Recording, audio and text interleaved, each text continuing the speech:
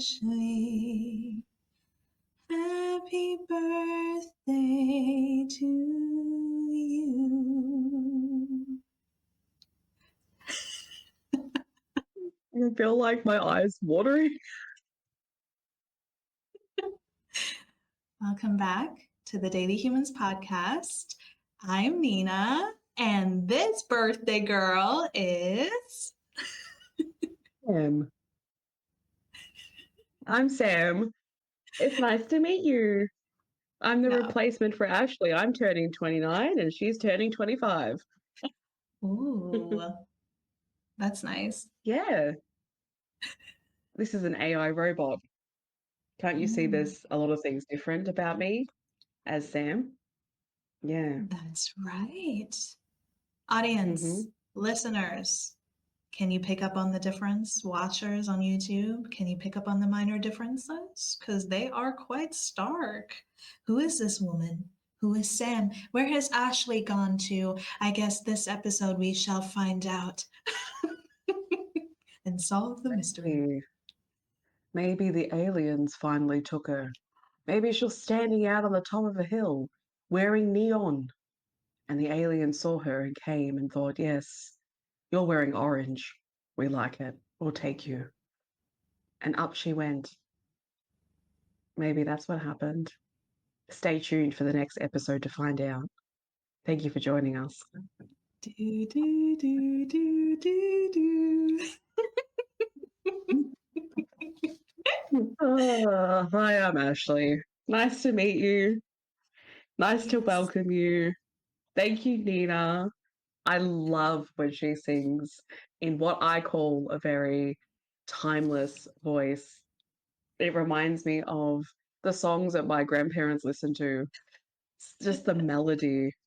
Oh, stunning. You could definitely produce timeless songs, Oh, 100%. thank you. Get on it. Get off the podcast right now. Start writing. Start producing. Let's go. I am writing now feverishly onto my palm the next song that will be up on the playlist of Ashley's birthday episode. Yes. You could sing happy birthdays. You sing happy birthday, right? Put it on Yeah. YouTube, and then people Yeah. can use that. Instead of everyone else singing happy birthday to the birthday Yeah. person, right? They just put this on, put the video on, and you just sing it, and everyone just stands there, smiles at the birthday person. That's how it should be done. That's a little bit creepy, but okay. I can do different voices too. I can do like happy birthday to you. Or I can Just be thinking like, of Marilyn Monroe yeah. singing happy birthday to JFK. I literally was thinking that before. 100%. Same brain. So tell him perfectly. Put your hand over your third eye. I'm reading your mind. I have to tell you all this too. She sent me a birthday package, right? And I said to her, I could probably guess what you've put in there. And then she puts her hand over her third eye and she goes, no, you will not read my mind. And I was crying. Oh, I think that's good.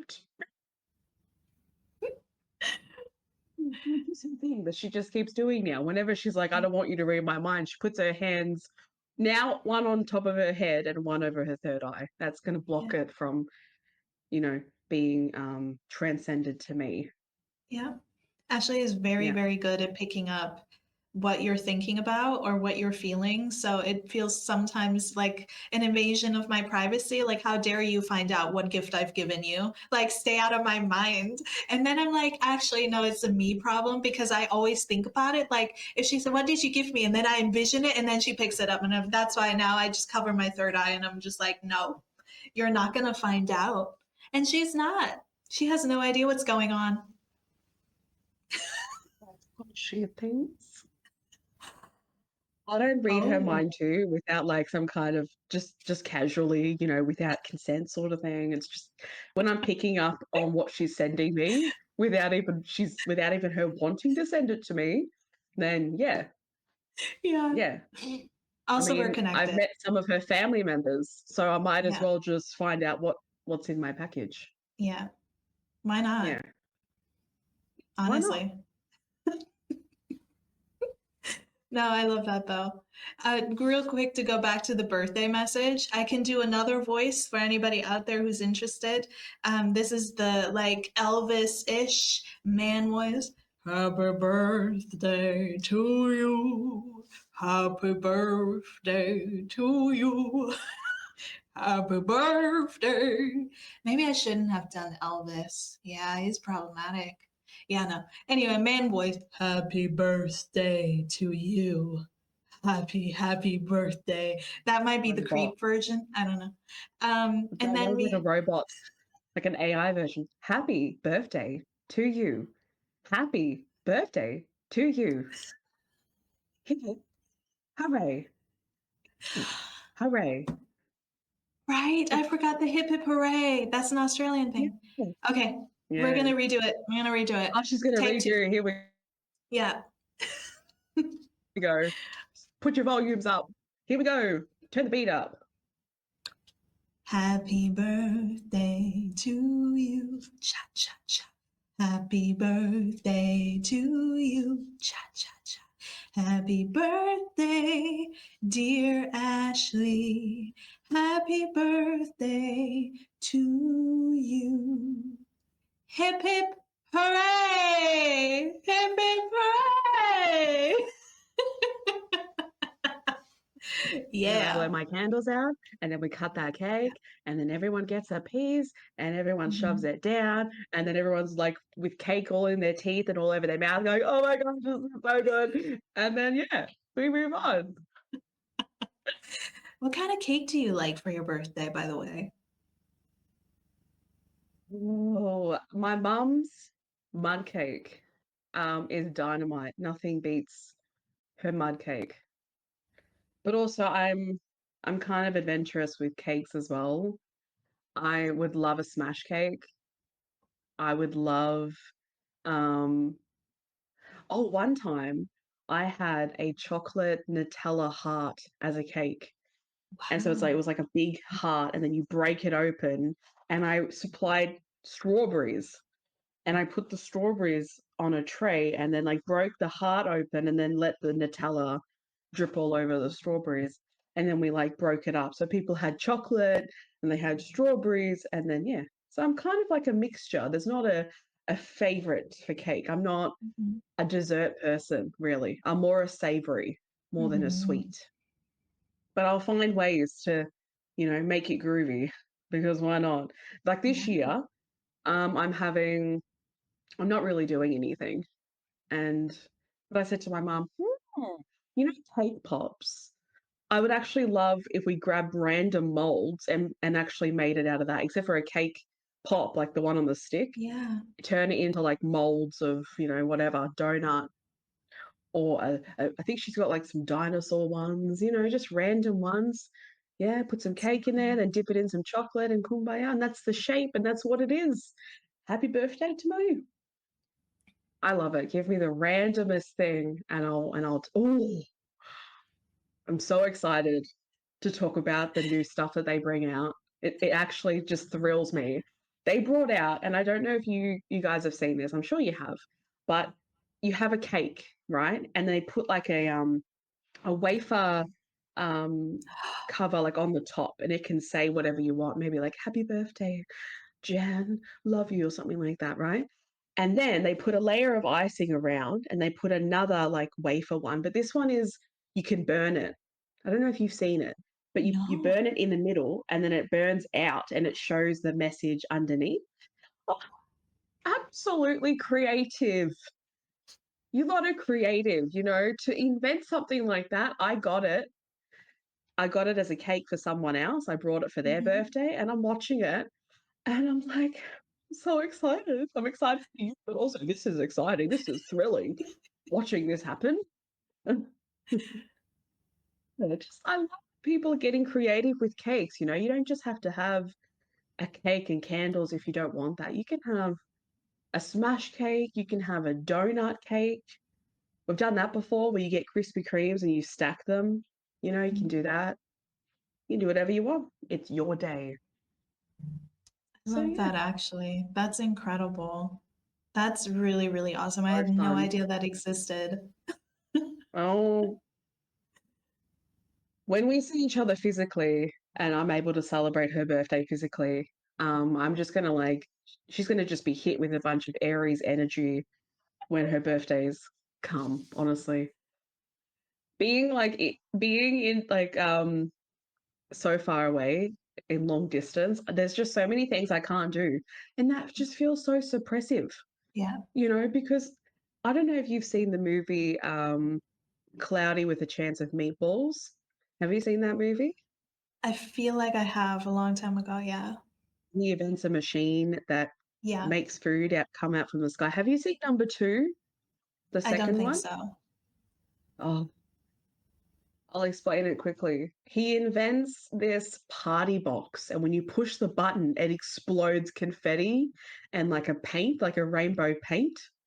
I imagine bringing that box to seeing you like personally pressing the button, and there's an explosion Yeah. of just everything. A cake pops out, streamers, confetti, maybe some paint as well.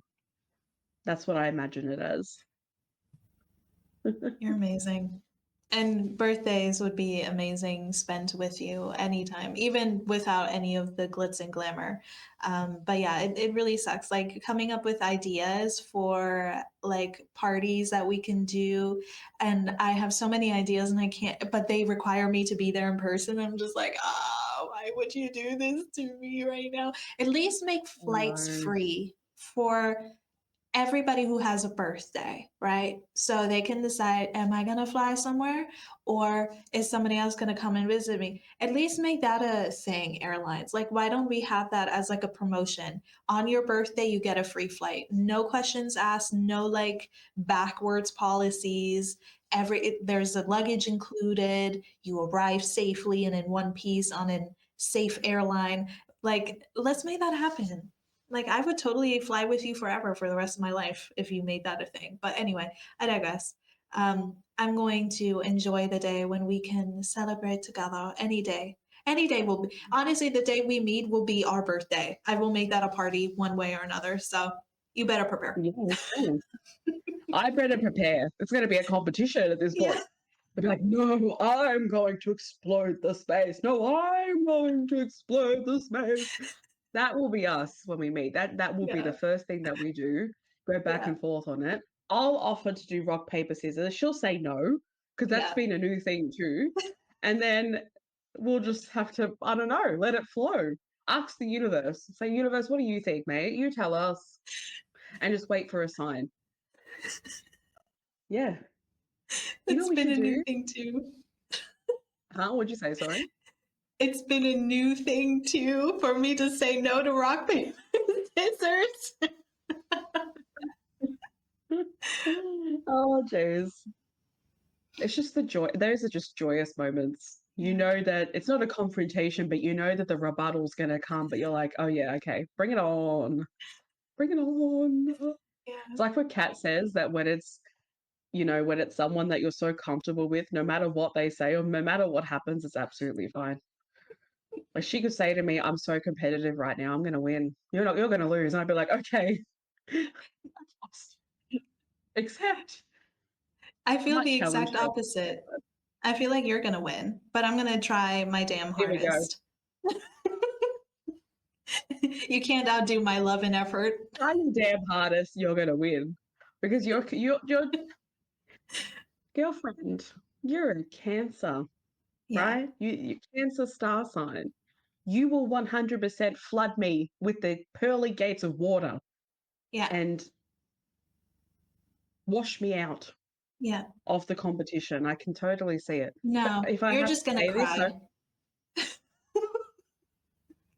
Tears of respect. happiness, may I just say? Respect. No, no. When you said it, it was literally like, I'm gonna make you cry. That's what it felt like. But I respect that.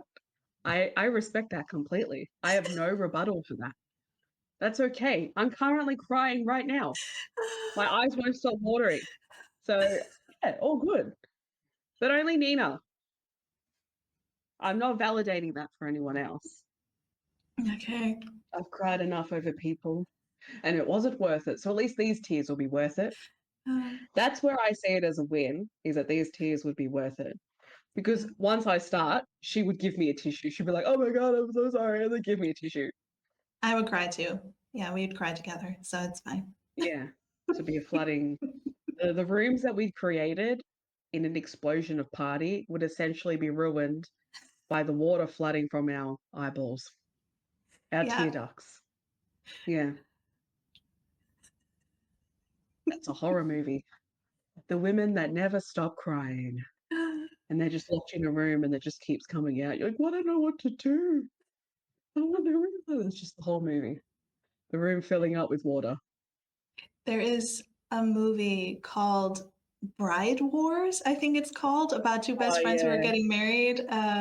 And I feel like we need to do that. They need to make a version of that with birthdays and have Ashley and us. But like instead of like a fictional movie, it would be a documentary and it would be us trying to outcompete each other with the best birthday surprise birthday ever.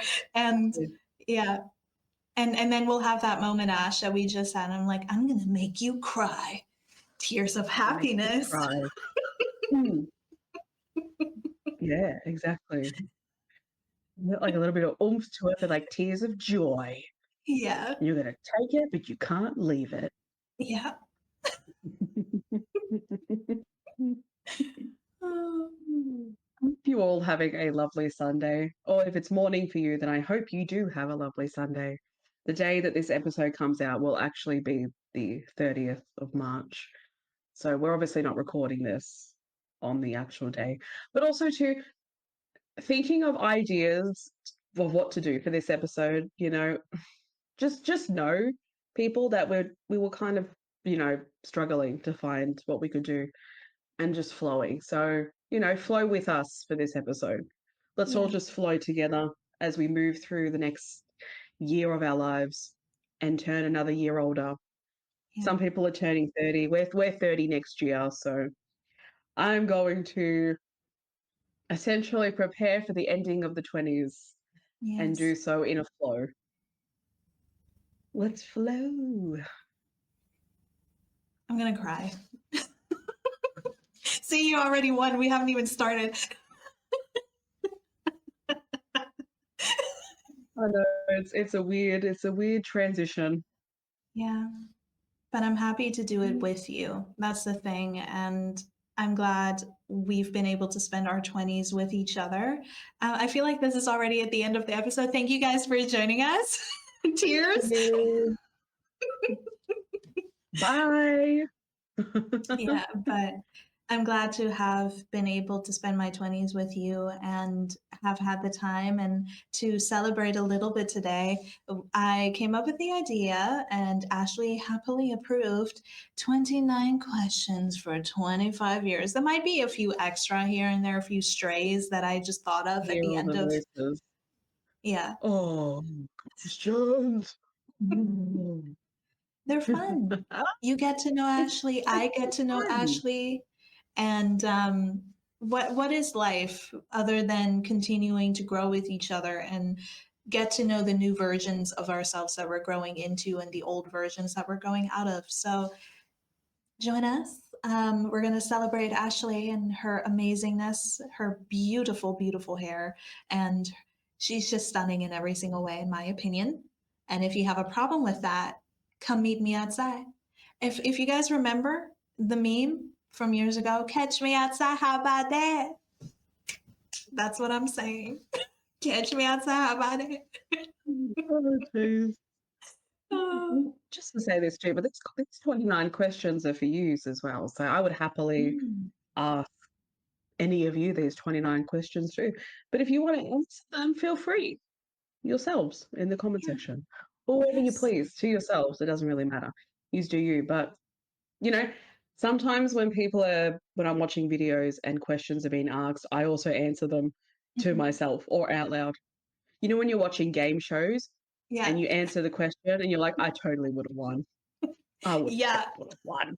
This is one of those moments where you sit there and you're like, oh, I have an early childhood memory that's like this too. yeah. This is that moment to connect, resonate. if you've seen Norbert, you know the part where they're in the dance. Have you seen Norbert? No. Oh, Nina, it would make more sense if you had. But if those that have seen Norbert, the part where they're in the dance studio and he's like, I'm not going to probably say the other word. And then he gets, Nina, I can't even say it now because you haven't seen it. I'm not even going to bother anymore.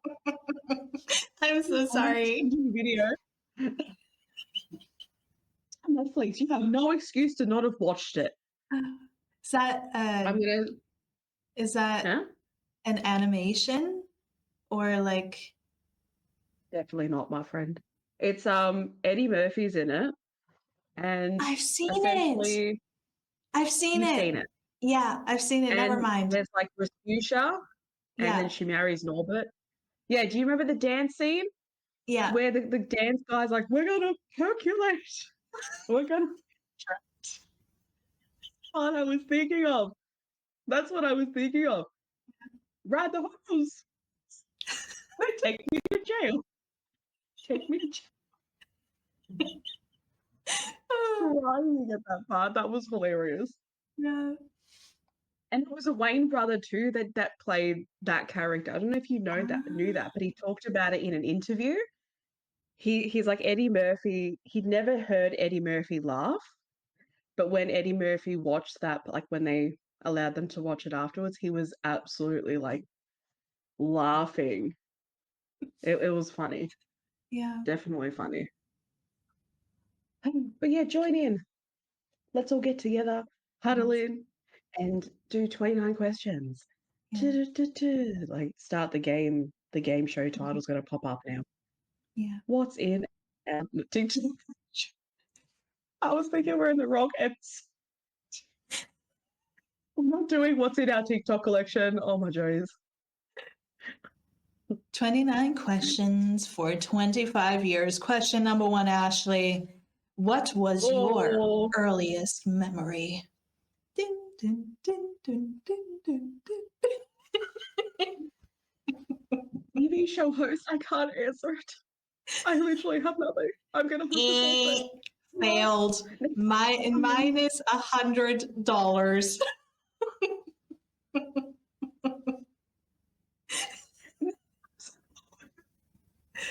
Well, hi. I'm Betty Joe. My earliest memory was taking down the pageant line. I won 100 grand. It was beautiful. Do you know that my daddy, he taught me how to ride a tractor. But I didn't want to because I'm a pageant queen. We don't do those things. We get the crowns. That's what we do at any cost. You hear me? Any cost.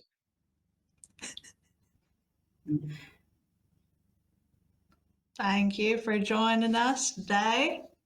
What was what was her name? I don't remember. Where are we? What are we doing? I'm back. Hello, Ashley. Welcome back to the game show. This is your survival line.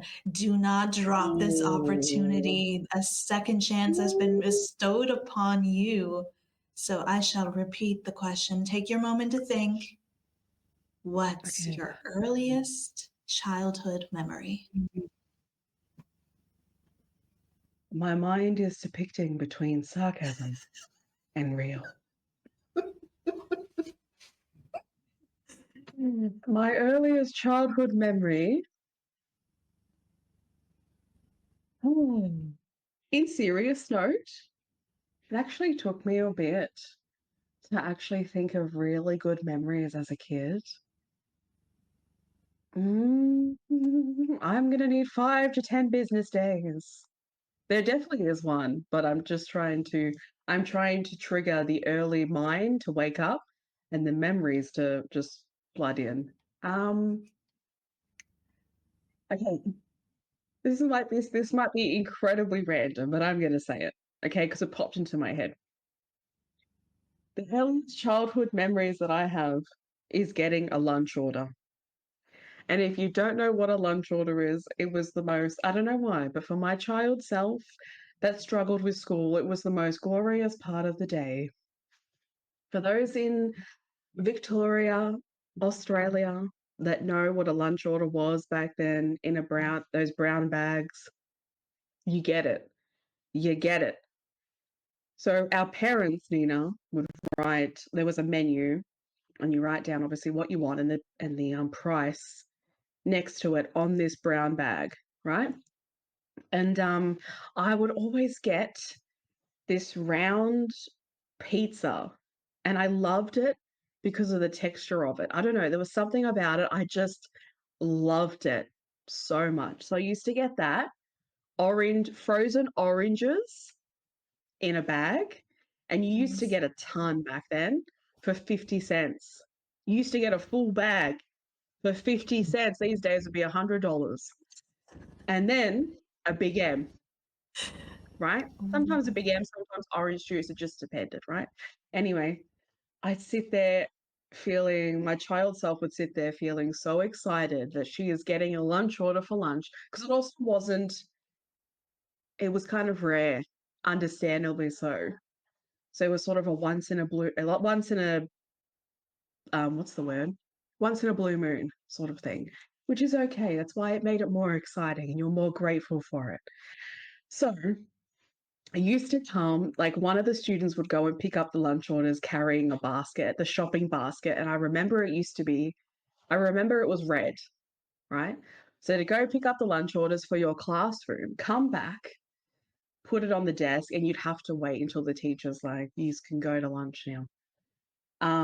So then the students that got lunch orders, they'd line up, grab their lunch orders, I'd grab mine, go sit in my designated spot outside and just enjoy every single bit of that. It's actually such a joyous memory because lunch orders were so exciting.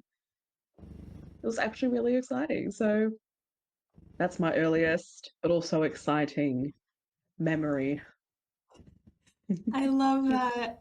I love that we had like a favorite food moment because I have that in common with you. There are just certain things that you have in Oh, childhood that yeah. just taste like they just enhance. It's like the world gets Yes. color for some reason. Yes.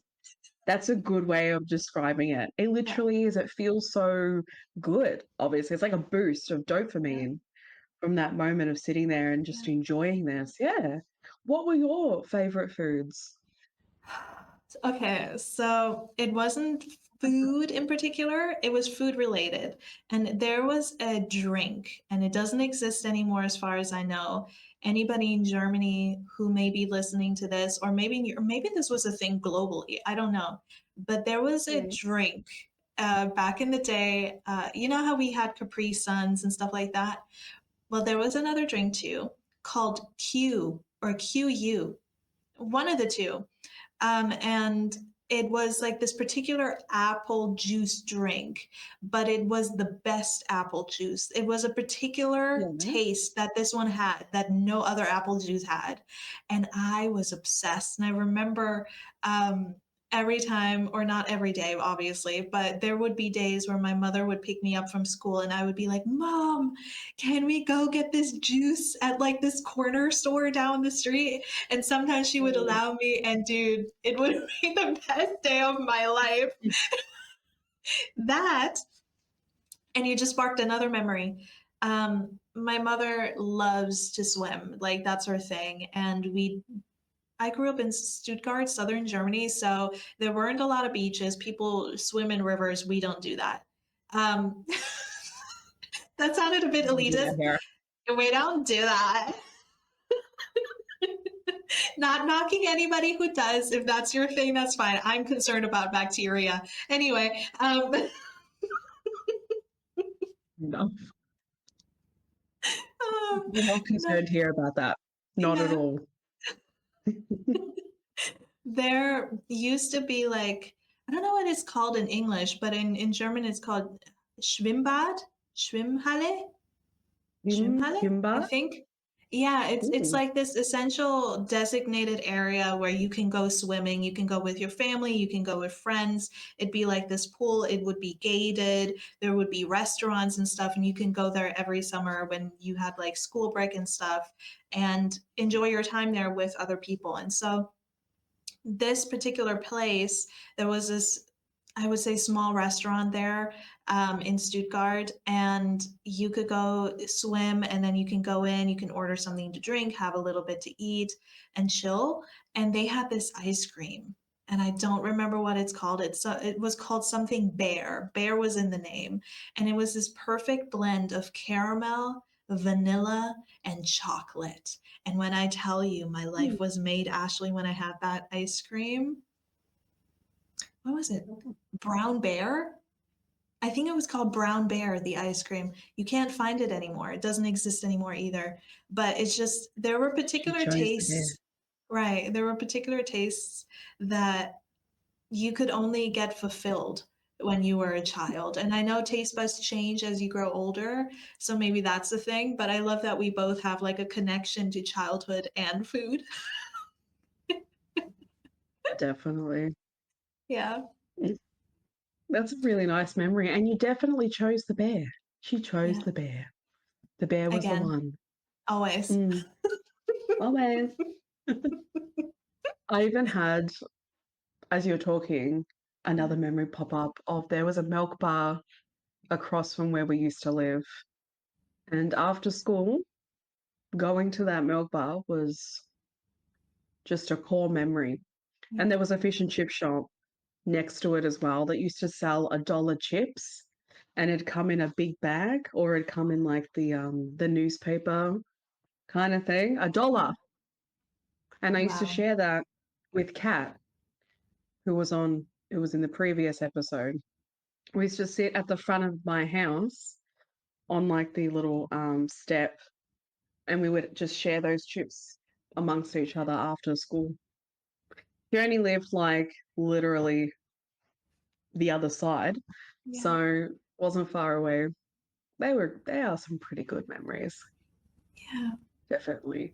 And when you get obviously like there was such a community that the milk bar owner used to give us stuff for free. You know, we used to get our bread and milk from there. And it was so easy just to run across the road and grab bread and milk. Like I do miss sort of that sense of community in a Mhm. lot of ways. Yeah. Yeah, you definitely like we have a little supermarket down the street, but it's expensive. So Mm. it's yeah, but they're good memories. Definitely good memories. Yeah. I'm so happy. Do I win? I feel like instead of, yeah, you get $100. You get Oh $100. Yeah. my gosh. I feel so beautiful and lucky. I'm very grateful. Very grateful. Yeah. You'll be a millionaire after this for sure. 29 questions, $100. We'll up it every time you get to a tenth. It'll go up by like 1,000. So you can be a millionaire. Mm. In all honesty, if you were to ask me the question if I'd be a millionaire, I feel like I wouldn't stay a millionaire. I feel like I'd hit Mhm. that bracket, but I wouldn't stay a millionaire because there's just so much that I would have already done with it. Yeah. Yeah. And people, I can just imagine people being like, oh, you'd probably buy your avocado toast because you're young and that's what young people do. No, actually, there's just a lot that could be done with that. I wouldn't need to hoard it. I don't feel like I need to hoard it. Yeah. But anyway, yes, I'm a millionaire and for like at least a second, and then I'm no longer am. And I'll take that. Yeah. Nina needs to leave, so that's the first thing. Oh, that's very sweet. Thank you. You see the movers at your door right now? Just to get off the podcast and go pack. Mhm. Yeah, they're Mm. like right outside. So Yeah, bye. you bye. Happy birthday to To me. It's you. just me, but I'm also glad that she's leaving. Just me. All right, Oh, jeez. let's roll into question number two. What Okay. Actually, no, it doesn't start with a what. Actually, no, it does. What's the funniest childhood story you can remember, if you have any? Another 5 to 10 business days will have to be approached to this question. Take your time. Um, Geez. Maybe the occasions of singing in front of a fan, singing Toxic by Britney Spears in front of a fan. Yep. Yeah. Yeah. Maybe that moment. You just unlocked a core memory. Oh my gosh, yeah. Singing in Yeah. front of fans. I forgot Yeah. that. That's amazing.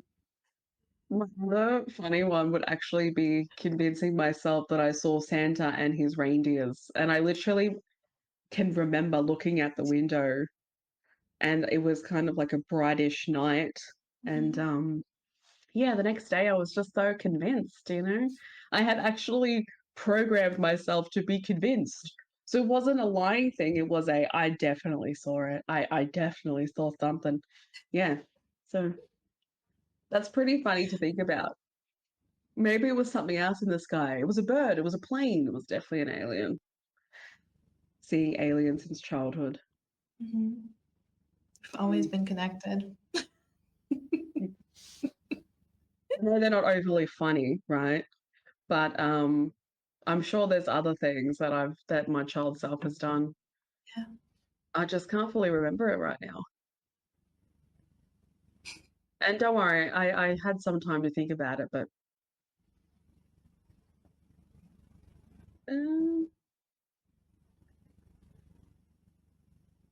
let's just pass to the next question. That's fine.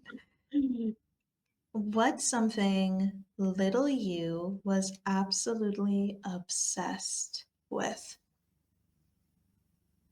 Oh, actually, Barbies was one of them. You were a Barbie Barbies was girl? one of them. Oh yeah, had a full container.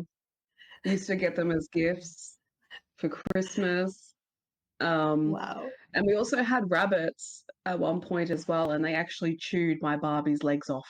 So I had Barbies with no legs, even arms as well. Snowy was one of the rabbits' name. Used to, yeah, to get in and really get at them.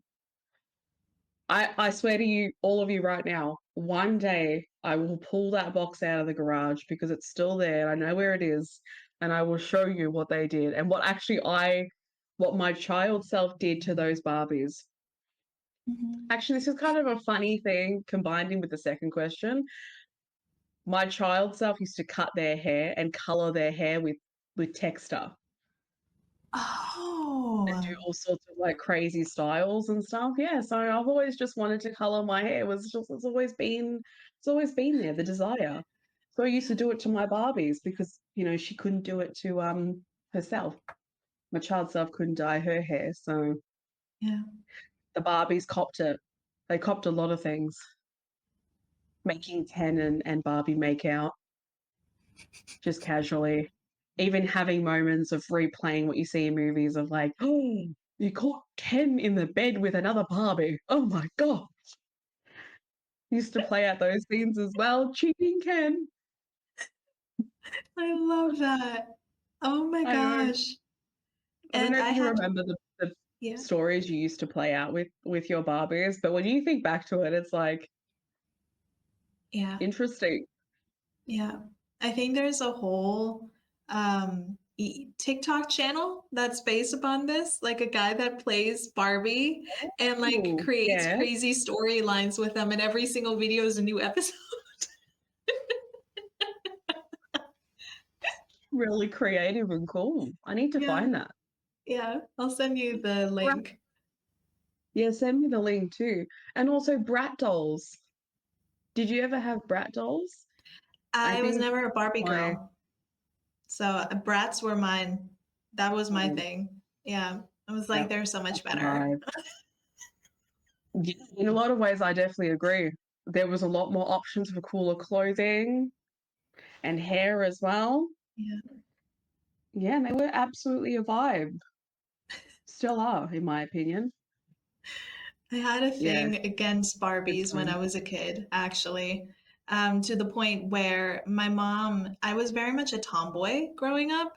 So I like to play with dinosaurs and Uno cards and like cars and like little toy animals. So the every time my mom would buy me a Barbie, she's like, "Oh, look, I got you a little present." I was like, I would literally just, I had like this little designated area for my toys in my room, and I would put her in, or Ken, or anybody else who I think I had like two or three Barbies. But the thing that I was obsessed with, which was very particular, was the Barbie horses. Have you ever had a Barbie horse? Mm, Because they were my I life. maybe. Yeah. I saw them on the ads. Definitely could see them on the ads and the cars and the houses and stuff. Yeah. Yeah. Yeah, Yeah. So the yeah. horses were my thing. Um, But the funny thing that I love, this is something I knew I learned about you today. See, this is how we grow. You had bunnies, so did I. I had a bunny named Nemo. Just Nemo. Nemo, yeah, Oh, cute. yeah. Nemo. What color was your bunny? He was black and he had like a white nose. He had like a little white spot on his nose. No, Yeah, no. So we had Snowy and Sarah. They were their names. Snowy was white with yeah. like sort of reddish eyes. Sarah was black with a white little stripe. No way. Yeah, yeah. That is so Very creepy. weird. That's Wow, oh I my love that. gosh. See, you were always meant to meet. You were always connected. Definitely. Yeah. Always. I remember as a kid as well, they had this really big cage. It was really long.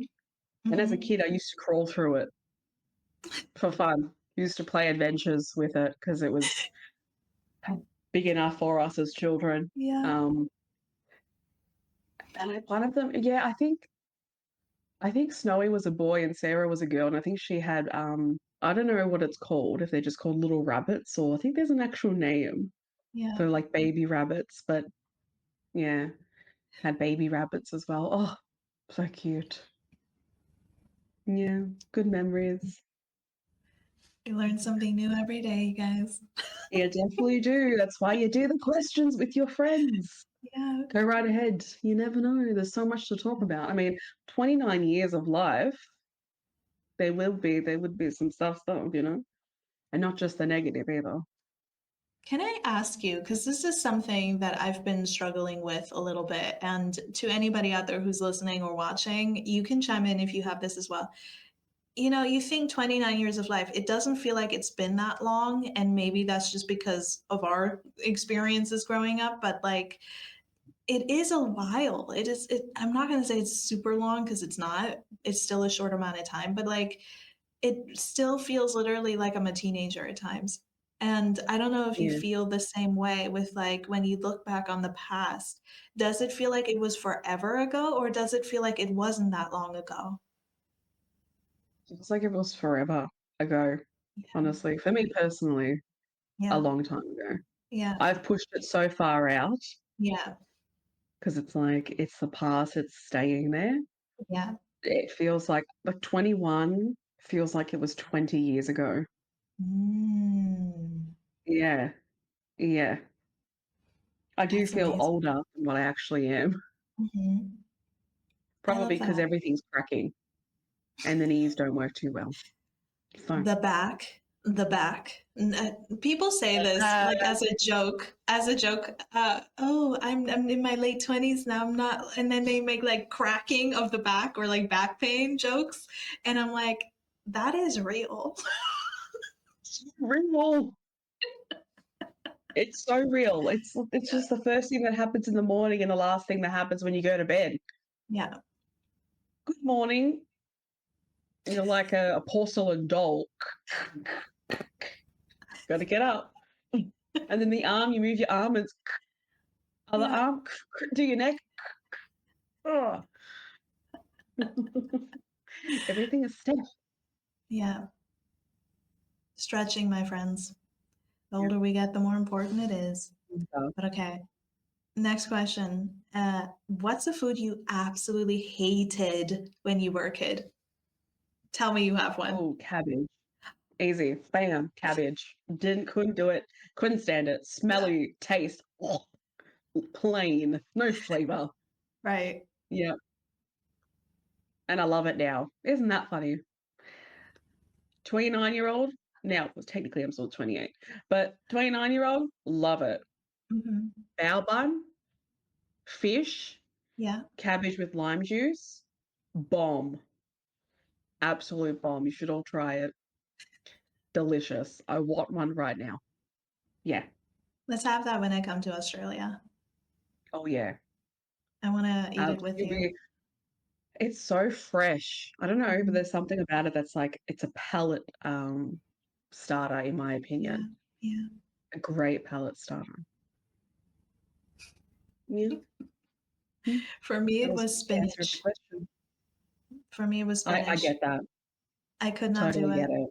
My parents tried so hard. My grandmother tried really hard. It activated the gag, and it was not Yeah. fun. So It's perfect sense, honestly. It gives look at spinach, and when you taste it too, it's just flavorless. yeah, It's literally you might as well go outside and eat the grass, even though it's full of iron, iron. as they Yeah, say, right? It's still just there's no flavor to it. yeah. It's nothing. You might as well just, as I said, you might as well eat grass. Get a leaf. That might have more protein than spinach. Who knows? That's the thing too. Like I still can't eat like the warm soupy spinach, but I can do the leaves. So if I have that in like Mm. a shake or a salad or whatever, I can do that, but nothing else. I also don't like rucola. That's ugh, no. What's that? Rucola? Rucola Yeah. salad? It's essentially it has like it's a form of lettuce and it tastes very sharp, like peppery, or like the same type of effect that mint has in your mouth. That's kind of rucola to me. Interesting. Kind of looks like a sword. Interesting. The leaves of the Never lettuce look heard like a of sword. it. Yeah. It's really interesting. Hmm. You're not missing anything, trust me. I mean, I'm not going to put off maybe trying it one day. I'm Yeah. open to trying things, but I do draw the line at some things. There's a boundary in that Yeah. because I'd love for people in the future to be like, I thought you'd try anything. Nah, draw the line at snails and pig's feet and Yeah. yeah, I have lines. I have boundaries, It's a it's but I would a try that. It's a delicacy here, pig's feet, Schweinehaxen. That's like Germany's food, and I've never partaken in that. I can't do it. Mm. Yeah, it was a delicacy on my mum's side of the family. Here's my pop's mum used to make it like in a broth. Hmm. And my pop loved it. He always talks about it, how much he loves it. And I'm sitting there going, ew. I mean, like, you do your boo, but personally for me, no. All right, you ready for the next one? Oh, What was a dream you can't do had it as a anymore. kid that you no longer have? That dream as a kid that I no That you longer no longer have. have? Yeah. Hmm.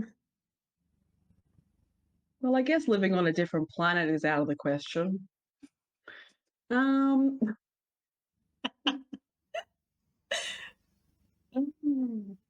oh, geez. I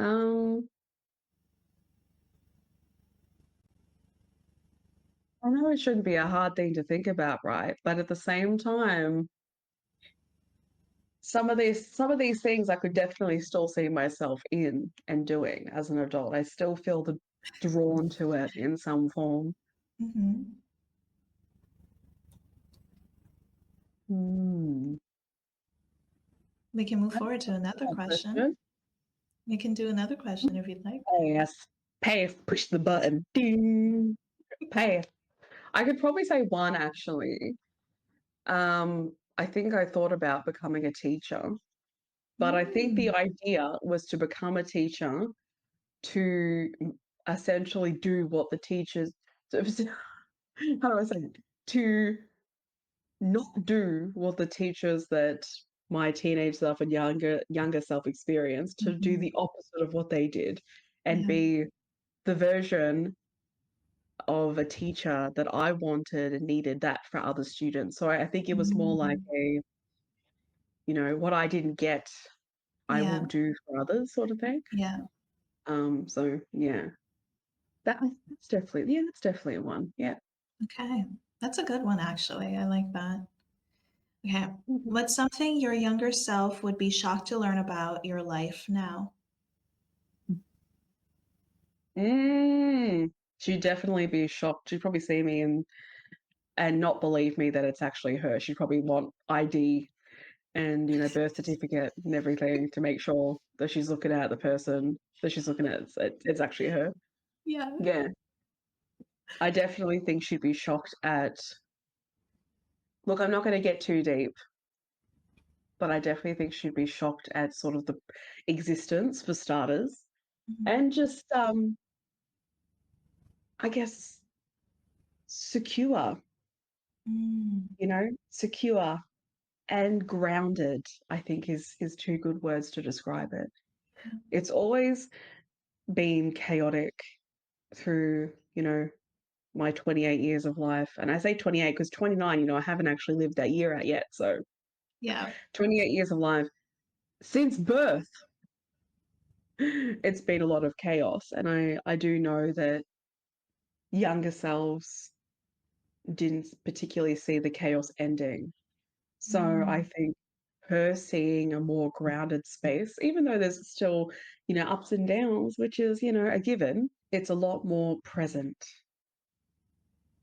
And she'd be shocked at knowing that you're here and like the kind of person you are and you're in your greatness and rare treasure. She'd definitely be like, what now? What? What is this Nina like? And then I tell her what you're like. She'll be like, they exist. Someone like that exists. So we can like show our funny kind of side. Yeah, we can. Oh my gosh. yeah. She would want to meet you. She'd want to meet you, and it'd be such a big hug. Yeah. I give you all Yeah, the hugs, all the past versions and the future ones, obviously. yeah. That makes me feel a certain way, just like thinking of you hugging the younger version and being like, "We do Yeah. exist." Yes. It's very nice. Yeah. It's very nice. And I had that experience as well growing up where it's just real quick, a quick intersection, where you're like, especially in teenage self, I feel this happened where you're like, do friends like the ones I desire exist? Do people like that are they actually out there? Can I actually ever find and connect with them? So to make that realization later in adulthood is very special. So I'm grateful to be that kind of friend to you and for you. I'm very honored. Thank you for allowing me into your life, my friend. Thank you for coming in and being like, "This place is cool. I'll stay and just chill and see where we vibe." Yeah, absolutely. Even through the most chaotic moments of, ups and downs of selves, Yeah. I have a lot of gratitude for you taking the time to research. She actually researched what CPTSD was. Like, she actually Mm. researched it. And when she told me that, I was like, I could just feel all the down the line of teenage self and child self being like, she didn't, did she? Okay, about this. Like, let's all have a community meeting and we're all huddled together. So, how are we meant to feel about this? And adult self is like, it's okay. This is a good thing. Are we sure? Are we sure? Yeah. Yeah. Yes, I did. Obviously, you have to. Yeah, Because so if you know somebody in your life who's going through any type of thing, it doesn't have to be a physical thing, it can be a mental thing, emotional thing. You should do, if you have no idea what it's like, you should at least do the part to research, research up on it and try to Right. understand your partner, your friend, whatever the relation is, what they're experiencing, and how you can better support them. Um, Mm. so yeah, obviously I was gonna do that. I was not gonna just be like, I don't know what that is. Okay. Okay, well, I guess I'll try to figure it out. No, I'm gonna research. Honestly, I was gonna do a paper on it, but I was like, okay, calm down. That's one question. Are you wanting that paper to be graded, No, or I you were just just writing the paper? for fun, like, because I always love doing papers on things that I learned about. So I actually keep it, I retain it. But I don't do that anymore because I'm an adult and I don't have time. But if I could, I would. If I could, I would. Really cool. I could just imagine every friend that comes in and has their own potential diagnosis, she has a wall of Mhm. each one of them. Yeah. Respect, like major respect for that. Thank you. Major respect to you because you're the MVP here. But next Major question. respect to you. This is a good question because it's not Yeah. something I think about, but I know a lot of people had when I was a kid. Did you have any imaginary friends? And if so, what were Yeah. they like? You did? Yeah, definitely. What were they like? Interesting enough, because we are spiritualists as well, Yeah. you know, non-religious, by the way, just to continually give that little quotation. I had a imaginary friend, and her name was Goldie. I love Yeah, this is something that. I have not told anyone, mind you. No one knew about this. Yes, Goldie. And interesting enough, and this is going to get deep, Goldie was like the protection shield, and I imagined her as gold, like gold hair, Mm, like a gold dress. And it was like a protection shield in the moments where things were, you know, pretty crappy. yeah. So she wasn't just imaginary friend of like, actually, I'll say this. Some children have imaginary friends for the aspect of play. Goldie was actually more an aspect of protection. That's what I Mhm. realized. I never actually played with Goldie, as in like Mhm. played Barbies with Goldie or anything as a child. It was just that she was there during those moments. Yeah. As a child, I was absolutely happy to just like be by myself and play Barbies. Or there was another say it again. There was another former friend who I used to play brat dolls with. But other than that, my child self was like, no one else, come in and play. No, this is my time, my space. And I was fine with that. So yeah, Goldie was more like a protection shield, I think, for my child self. That's Yeah. beautiful. That's beautiful. Thank you for sharing that for the first time as well with me, but also here. That's awesome. For people watching, you're going to have to subscribe. We're going to cut that bit out and put it in the Mhm. subscription. You have to pay $5 to hear it because capitalism, peace to capitalism. I'm curious on yours if you want to share it, obviously. I never had imaginary friends. I knew people who did in school growing up, Yeah. but I've never had them. I only had ghosts. I saw ghosts, but they were real, so not imaginary at all. And I was trying to figure it out because I was like, is it real? Is it not? Is it what they're experiencing? Is it not? But I found that there is a massive difference between imaginary friends and paranormal experiences, at least in the way that I understood it at the time. Because the kids that I went to school with, they had, like you said, the kind of play friend of like, oh, this is Susie. We are playing together, and then eventually they grew out of it. But I saw dead people. I see dead people, and you know, She actually talked about it. If you want to hear the story, she talked about it on the Halloween episode last yeah, year. So yeah. you can scoot over to that episode, and she actually talks about her Look at experience with it. you. Look at you, I Lincoln. remember when you first told me. I know, I know. I Yeah. definitely know.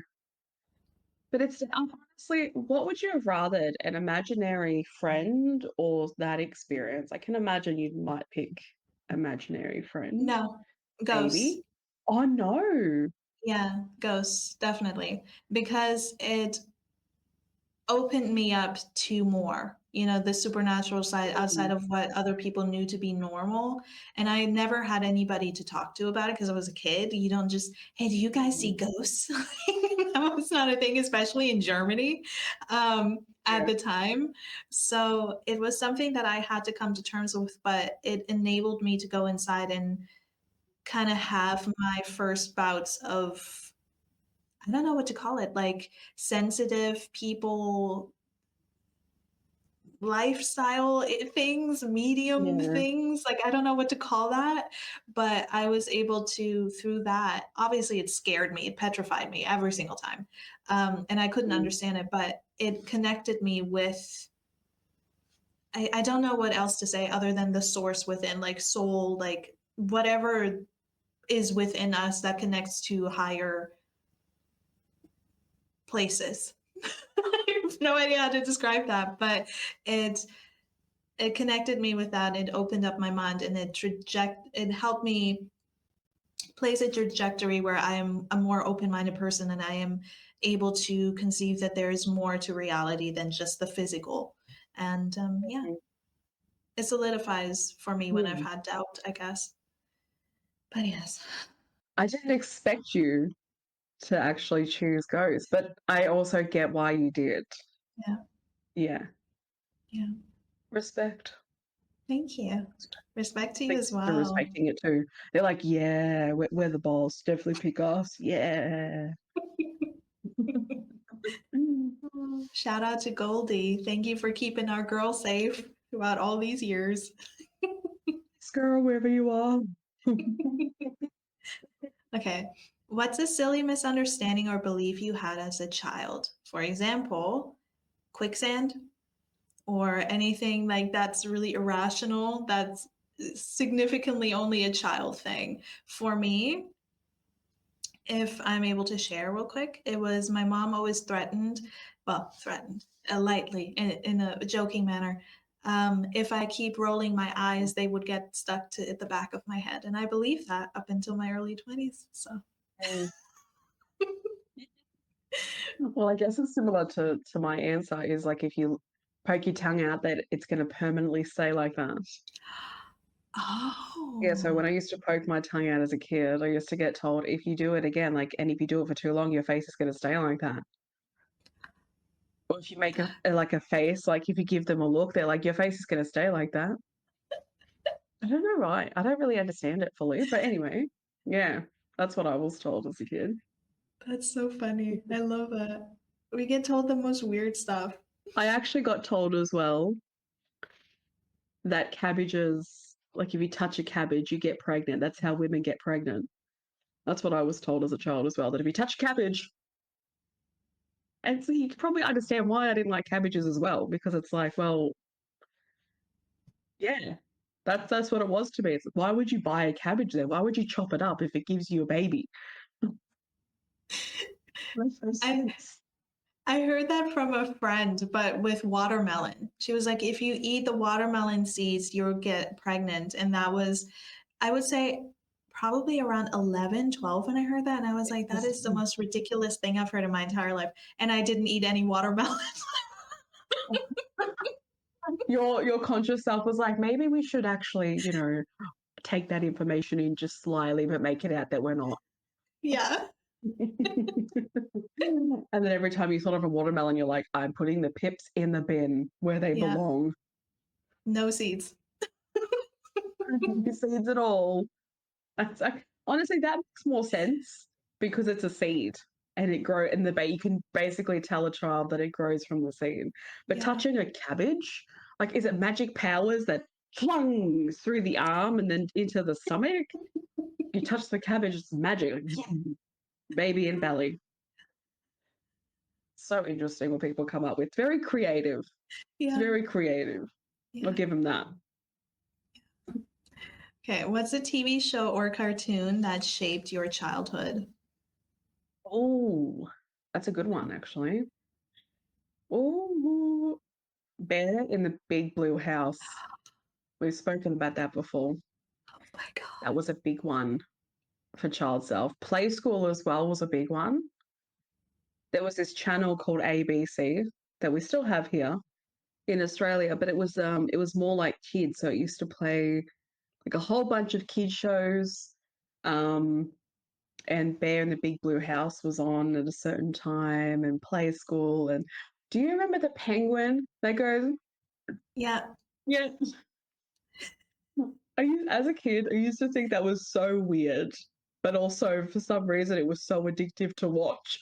Hmm. Yeah, but Bear in the Big Blue House was definitely one. That's a classic.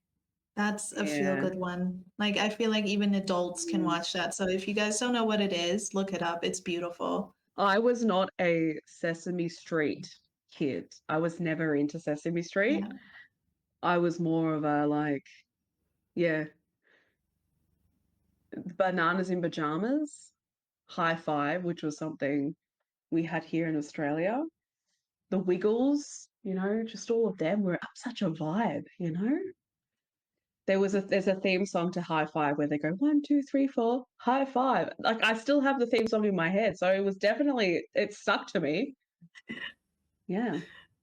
I love that. I hope I'm triggering good memories for a lot of you, especially if you're from Australia, even if you know about it internationally as well.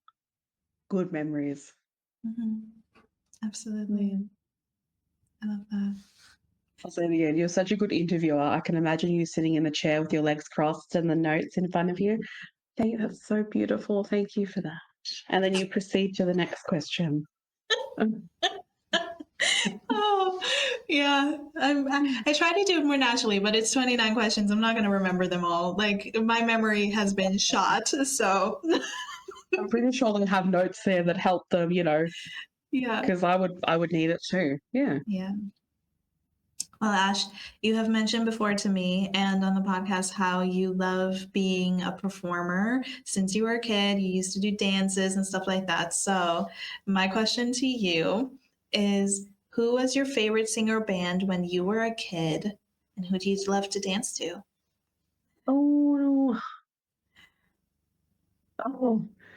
Okay, so I have talked about it before, but Vanessa Amorosi, who is an Australian singer, was 100% the top, like number one as a child. I sang one of her songs at a talent show at school. Absolutely Everybody, it's called. I sang that. And she has a few other songs that I sang as well. So yeah, she was definitely a top contender. To be honest with you, bands, it's a bit Mhm.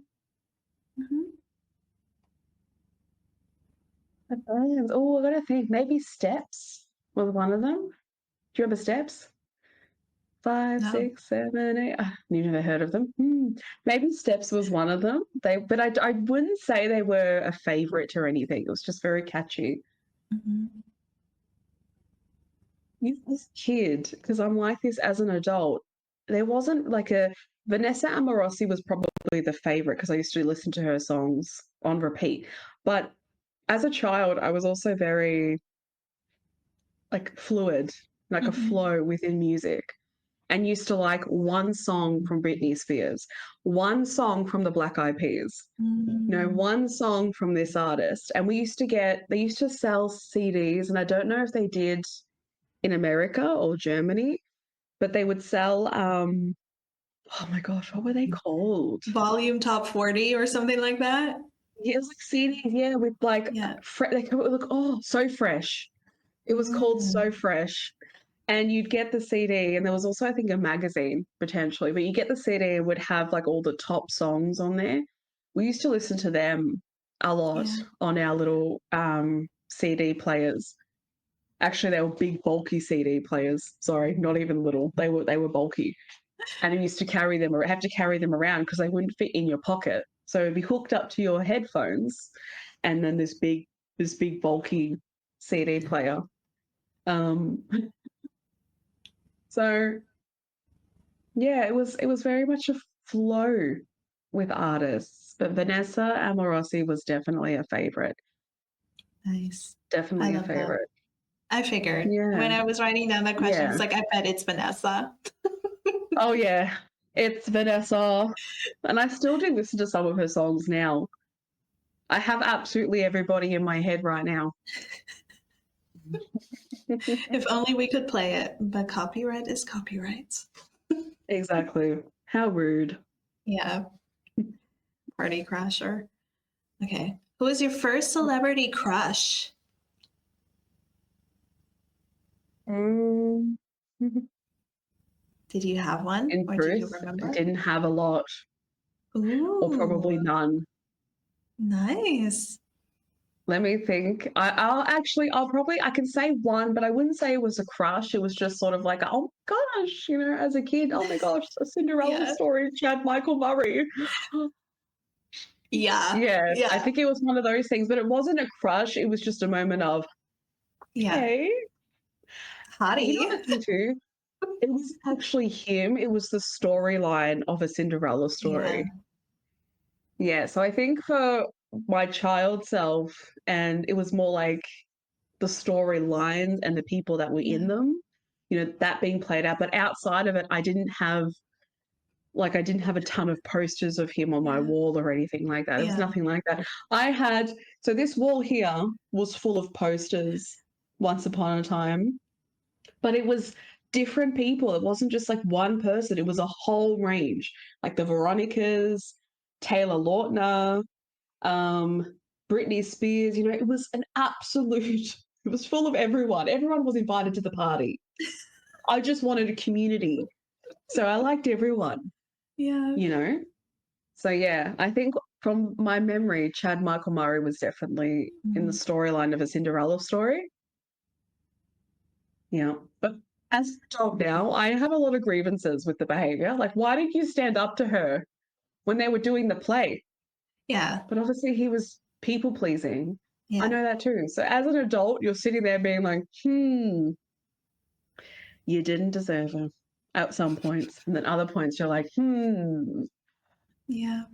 But yeah, that's it's like actually, oh my gosh, the answers to your questions like as if you wouldn't have a crush. No, mate. No, there are actually a few people I've known in the past who never had crushes while we were teenagers. I'm like, Mm. what do you mean? He's so hot. And then my friends are like, it's nothing. We have not met anyone yet that hasn't gone through like a Pacific kind of crush Mm. at stages in their lives. Hmm. And there's nothing wrong with it, by the way. But yeah, I'm a flow. For me, it was, oh man.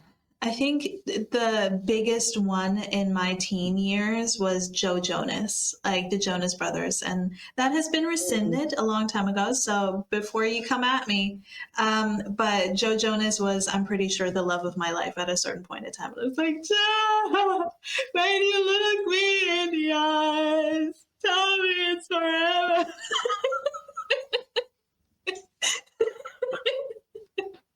Yeah, that hit me That's like a freight cute. train.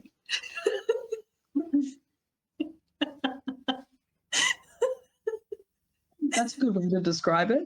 Yeah. When someone asks you in the future, how much did you like him? Like a freight train. I actually have one more that I'll say quickly. Michael Jackson was Ooh. also, but it was his music. It wasn't a crush Mm. specifically. It was his music. Oh my gosh, still love his music to this day. Yeah. Yeah, and was so also intrigued in his performance, how he would Mhm. perform on stage and the energy that he would exude. Oh, yeah, Yeah. what a performer.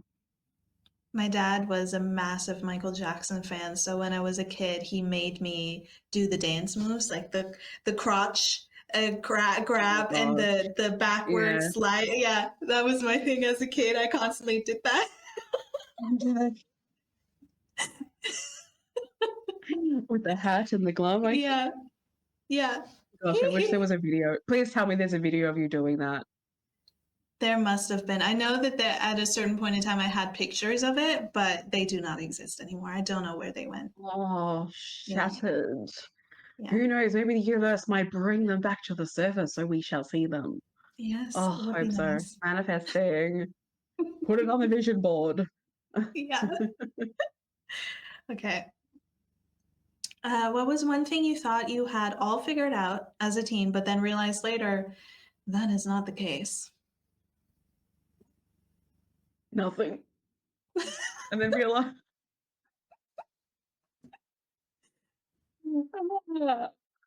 Um, it honestly, nothing. Okay. I had nothing figured out. And I can literally say that. Yeah, I love that. truly. Yeah. I thought Yeah. when I was a kid, well, teenage in particular, I was just like, I got this. I got life all figured out. I know exactly what to do, where to go, how to handle things. This is how it's going to work out. And then I became an adult and life just hit me in the face like a freight train. Again, lots of those in my life. Lots of freight trains. Nina, I think we need to change it up a bit and give you like A a truck. very slow through the mountain moving train. You can see some nature and wildlife and Mm, go slow and you can eat delicious food on that train. like in That's the one Switzerland. that you need. Yeah. Yeah. That sounds heaven. Yeah. Put the freight trains back in the station. Yeah. Put the not available sign up. Hmm. I like Yeah. that. Thank you for gentle parenting myself, my teen self. Oh. Yeah. All right. If 15-year-old you could see you now, what would they be relieved to know? Oh my God, you finally dyed your hair copper. Oh my days. And you stopped going fire truck red. um, oh my gosh, your style has finally changed and we now feel content in it. No, that would be another one. But I definitely think she would be just like my child self, relieved to know that we're grounded.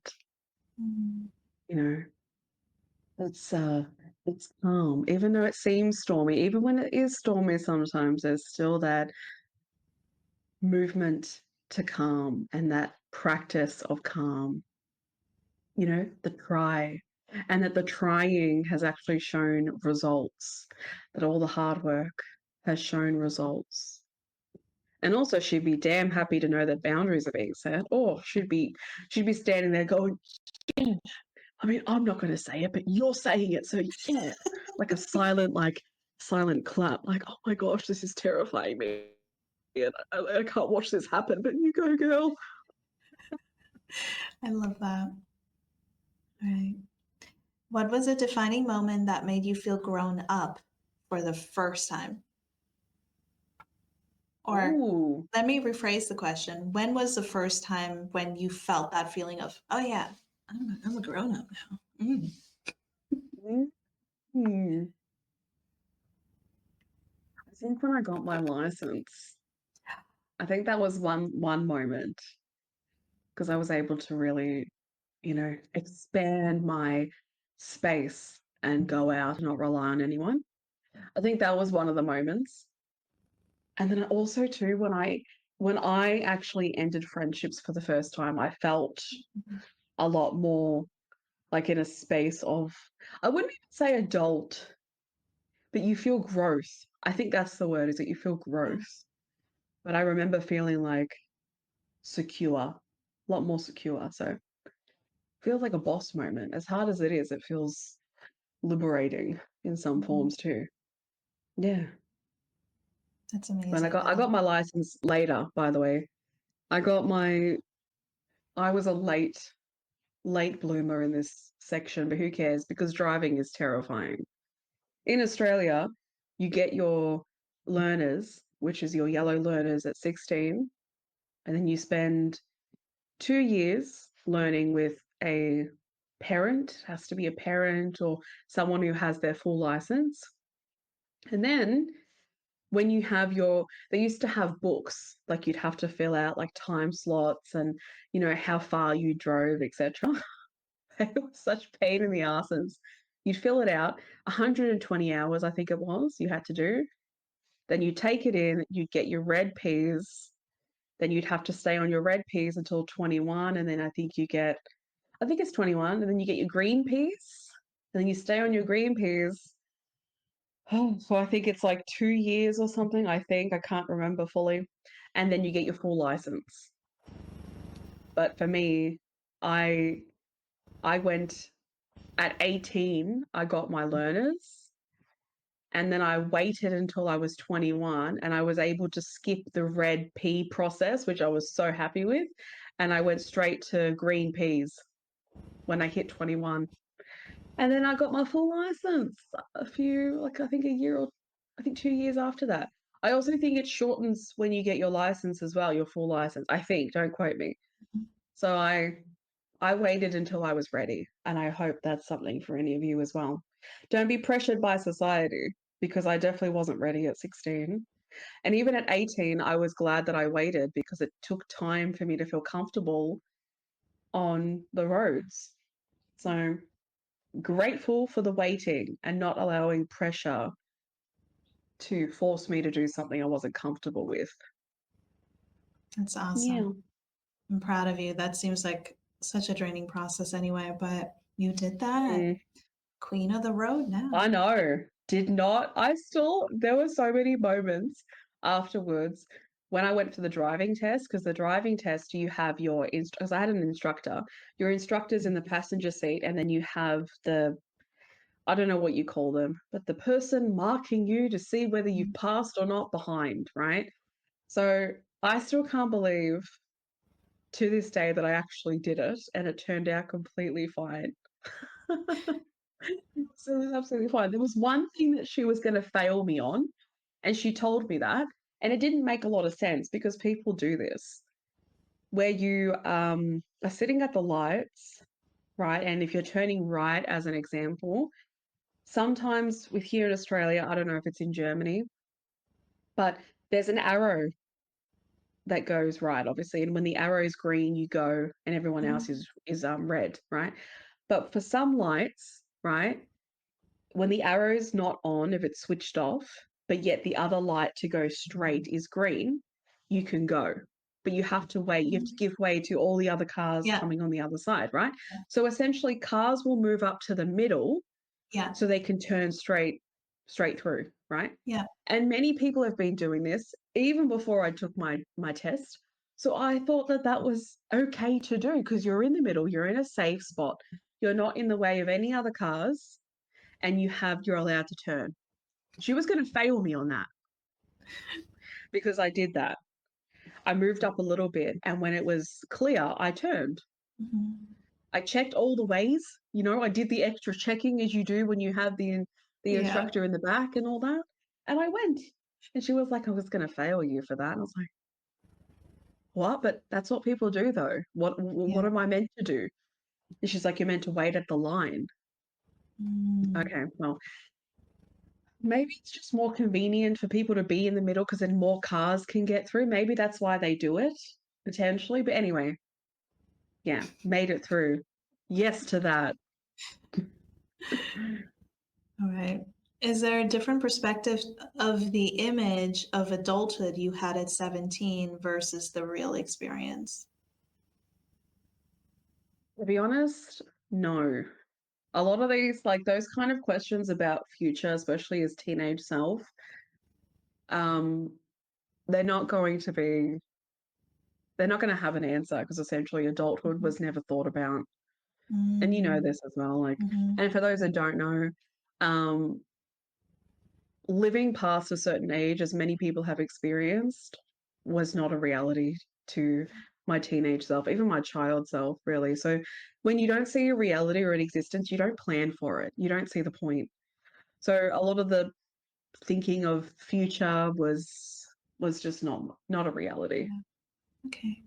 That's valid. And I'm That's my glad you spoke answer. about that. I'm glad you spoke about that because that's a lot of Yeah. people's experience, when you're Yeah, definitely. dealing with the now and it's very pressing, it's hard to think about anything outside of that reality. So, yeah. Mm. Okay. Next one. What's a decision you made during this time that you're really proud of looking back, Mm. if you have one?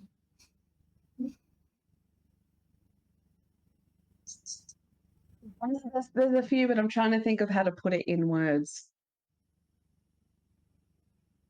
I think in a society we high praise perseverance, and I do understand why, but also it doesn't have to be like that, in my opinion. And the reason why I'm saying that is I am glad and I'm incredibly grateful for myself in continuing to move through. But really, there was no other choice in some forms as well. I'm not going to lie. There was no other choice. It was either that or other options that, mm, no. So I'm just grateful that we made it through. And I'm grateful that I came to making the choices to continue to do that. Yeah. You can persevere and all that, but a lot of this stuff didn't, it's just the way that a lot of things happen didn't need to happen. So I don't want to validate it as like a part of life. That's Mhm. a bunch of bull to me. It doesn't have to be that way. But yeah, I am definitely grateful to have kept choosing for better, whatever that means, right? It's about feeling. It's what it felt like that I started to really pay attention to and observe and learn what that even is, and then continue to practice to go by that how it feels. And sometimes I still ignore it, may I just say. Of course, it's not linear. But I still do hold a lot of gratitude for the practice of making the human experience in your way that feels good for you. So I'm very grateful for taking that pathway. Thank you, teenage self and younger self. And I will continue forward in that pathway until the day that I breathe my last breath or hopefully taste my last pizza and then yeah, go to the spirit world. That's beautiful. That's a beautiful answer. And that is something to be incredibly proud of. And I'm proud of you for that as well. Thank you, my friend. Okay. This may be on the same line, but it's a little bit different. What's something that used to define you but doesn't anymore? One thing, what used to define Or maybe try was, to define you as a teen, mm, how we grow up, especially in teenage years. We get bombarded with a lot. And so mm, what is something that or something people try to hold over you in form of identity or how you express yourself that does not define you any longer? mm. I think a sense of weakness and sensitivity used Mm, to really be used for human emotions in general, any form. The littlest form, the littlest thing, and yeah. weak. They love that shit back when we were teenagers. It was just such a in your face shit. So I know I'm not alone there. But I think in one sense as well, that used to really be used by a lot of people who were actually incredibly emotionally unavailable. So I'm glad to know now that that's really what it was, is people not being available to human, but also to the fact that emotions can intensify due to circumstances. So I embrace my empathy. I embrace my empathic ways of feeling the energy and feeling how people are feeling. I can connect to that. Obviously, you'll have to boundary yourself, and I've had to teach myself that. But I do hold it in high regard that I can feel on a deeper level people's circumstances and people's experiences as well as my own, and not be completely unavailable to it. So definitely that's one. That's amazing. And that is a victory completely. And you are an incredibly empathetic and wonderful feeler, emotive A good one. human being. That's a t-shirt. You're such a good feeler. That's such a good thing to put on a t-shirt. You're not emotionally unavailable. You're a great feeler. And then put Yeah. like those little sparkly things next to feeler. Yeah. What a good idea, Nina. No, truly, it's one of your superpowers. So I'm proud of you for owning it and standing in front of it and not let Yeah, anybody bully you about it because that's just BS. But a bunch of ass. this is our Catch me 20th outside. How about question. that? Catch me outside. How about it?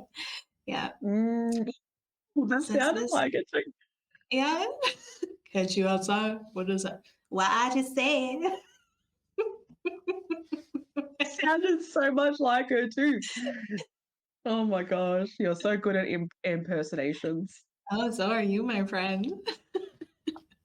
I can't impersonate a lot of people, but I can just create really weird accents. Like it's a very Mm, small selection of people that I can impersonate.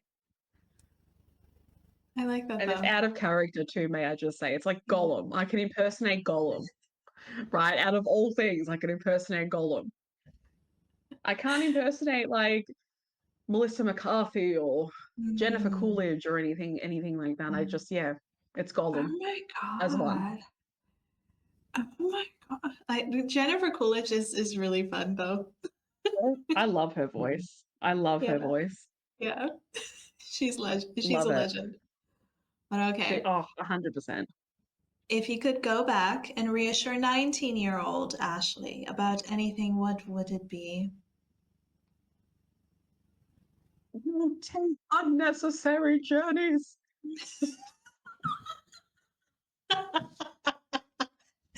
Oh, I love that. I would say that whole line. She wouldn't understand the pun. She wouldn't understand the butt joke behind it. But I would literally say that first and just say there are pathways that you don't have to take. I know you feel like you have to, but you don't. You really don't. I'd really just sit there with her, and I mean, if she chose to take it anyway, it is what it is. But I would really just divert her. Take a few steps. It's okay. Just come back. Just come back, and let's go a different way. Yeah. But I would definitely tell her the pathways that feel the most pressured are not the pathways to be walking down. Because if it has to start off like that and in the way where your entire self is reluctant to it, and I'm not talking about excitement, I'm talking about full on reluctancy and anxiety and fear, and it's triggering all senses of that, it's not a pathway to walk down. Even if every Tom, Dick, and Harry is telling you so, how do you feel about them as well? Because if you're feeling the same feelings with that pathway, with these people, they are not the ones to be listening to. Don't listen to anyone that makes you feel incredibly unsafe. That's the guidance that I would give her. That's beautiful. I love that. And it is true. You know, you have to listen to your inner self and what it's telling you. Hold on. Don't go to those sleepovers. That's what I'd say to her. Don't go to those sleepovers. Don't go to the houses that you knew were not essentially good places to go to. And don't go to that church. Stop Yeah. going to that church. There is context to what Ashley just said, guys. You just gotta go back to that religious trauma episode. So yeah, I remember that one. You know what though? I would love to have that conversation again because I'm more in a space where I can be in that space of it. I'd love to touch on that again. But yeah, if you want to go back and watch it, it was not a great time, not a great experience. Religious trauma. Can I get a hey, everyone around? This is so many. Now we are heading into the exciting 20s, present, and who are you now questions. So I'm gonna Oh start it my off. gosh. Yes. Start it off just saying, what's a time you felt deeply proud of yourself in your 20s? From 20 up until Da, da, 28. da, da. Um, some of the stuff that I talked about actually happened in my 20s as well, but early on 20s, Mhm. 2021. So definitely completely 21, I completely renovated the spaces that I was in, took myself out of a ton and have created some from scratch, have deconstructed a ton of stuff. Like construction hasn't ended for the last 9 years. 9 years of roadworks. We all know what a pain in the ass that is. You can't drive through that shit. It takes like more time to get to your destination. So Mhm. there was just continued roadworks for 9 years. That's a long time. Like the government just kept taking money out and like cutting the budget off. And I had to also go to court to fight that. You know, a lot of inconsistencies and chaos. But honestly, it set me up. As many of you have heard many times in the sentences, it sets you up for the kind of version of self that is molded through the changes and the choices that you make early on. So thank you, early 20-year-old, 21-year-old, I should say, for doing the hardest things possible that you never thought were possible or that you could do and getting us here. So I'm very proud of that. I'm very proud of the starting of that journey. And I know it's all sentimental stuff. Essentially, too, I don't have the stories of, I got my first car. I got my first things. I don't have stories like that. Well, I feel like I, that's just material. That's not really growth as a human being and your soul growth. So, yeah, what you're talking about is the yeah. real answer because that's what life is really about. A lot of the answers, I think, for you and I are based on growth because it was so impactful. Like Mm. beyond the word impactful, only we knew the impact that it's had and has Yeah. continually to this day. So, yeah, material stuff will never amount to what mentally and physically had to be done and was Yeah. done and still is being done. Yes. Kudos to all of us and our Yes. breaking generational cycles and changing our spaces, even though we don't want to, but we need to, and kumbaya. Yeah. I don't know if I even answered the question, to be honest, Yeah, because you I did. forgot it. You did. You did. Okay, You good. answered. I will piggyback off of that answer and ask you the next one. What made your priority shift so that you began to reconstruct your life between your 20s and now? Well, early 20s and now. Was there like a point where it like Third. set off or an incident or a moment or a feeling where you were just like, no, not anymore. Oh, Today is yeah. the end. Yeah, yeah, yeah. I've told the story in episodes before. Cannot remember what episode.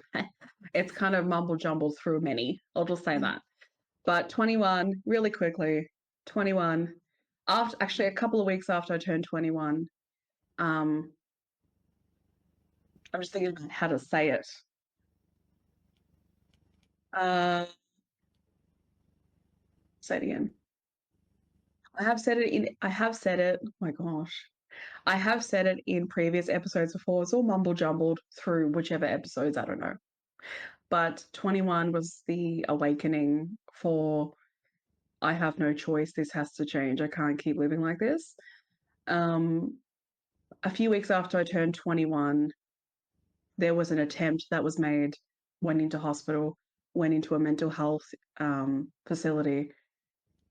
When I saw the room, I pictured my life being in and out of this place, and I knew that it would be. There was just no other pathway apart from this. Like it had to be this way in my thought process back then. So when I got out, it took me some time, but essentially things were already crumbling after that because people knew this was the first time that people knew. So people's behaviors were being shown, people's colors were coming out. The monkeys of hear no, it was it like listen no, what is it like hear no, see no, Speak hear now. no kind of thing.